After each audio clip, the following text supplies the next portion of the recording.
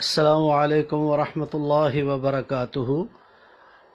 Weavers, ये वो कुआं है, ये मदीना मुनव्वरा के अंदर कुआं है और इसको कहते हैं बेरे गुर्स। ये वो कुआं है जो जन्नत का कुआं कहा जाता है। और मेरे नबी जनाब नबी रहमत सल्लल्लाहु अलैहि वालिहि वसल्लम ने इस कुएं के अंदर से बहुत ही ज़्यादा दफ़ा गुस्ल फरमाया।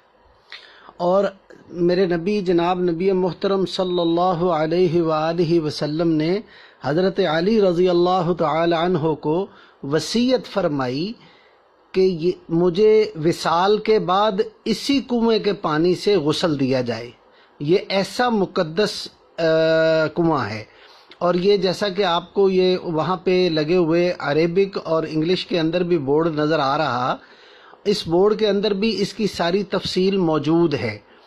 और मेरे नबी जनाब नबी रहमत सल्लल्लाहु अलैहि वालिहि वसल्लम ने इस मुबारक कुएं के अंदर अपना लुआबे दहन भी डाला। और पहले ये पानी खारा होता था और अब ये पानी जब मेरे नबी जनाब नबी रहमत सल्लल्लाहु अलैहि वालिहि वसल्लम ने अपना लुआब मुबारक इसमें डाला तो ये पानी जो है वो मीठा हो गया। और उसके बाद से लेके आज तक इसका पानी मीठा ही है। और जनाब नबी रहमत सल्लल्लाहु अलैहि वालिहि वसल्लम ने इसके अंदर शहद भी डाला। और ये पानी जो है ये सारा अल्हम्दुलिल्लाह लोग पूरी दुनिया से आते हैं। और ये मस्जिद नबवी के भी करीब है और मस्जिद कुबा से भी करीब है। तो लोग यहाँ पे आते हैं और अपने अपने मुल्कों के लिए यहाँ से बोतलें भरकर लेके जाते हैं।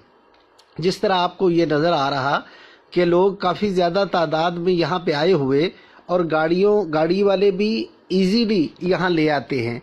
जो भी मदीना मुनव्वरा की ज़ियारत करने जाए तो वो किसी भी टैक्सी वाले से बोले कि मैंने बेरे गुर्स पे जाना है तो वो इजीली ले आते हैं। और यहाँ से बोतलें भी मिल जाती हैं तो लोग बोतलों में पानी भरकर ले जाते हैं। ये बहुत मुतबर्रक पानी है जिसको मेरे नबी जनाब नबी रहमत सल्लल्लाहु अलैहि वालिहि वसल्लम ने इस्तेमाल फरमाया।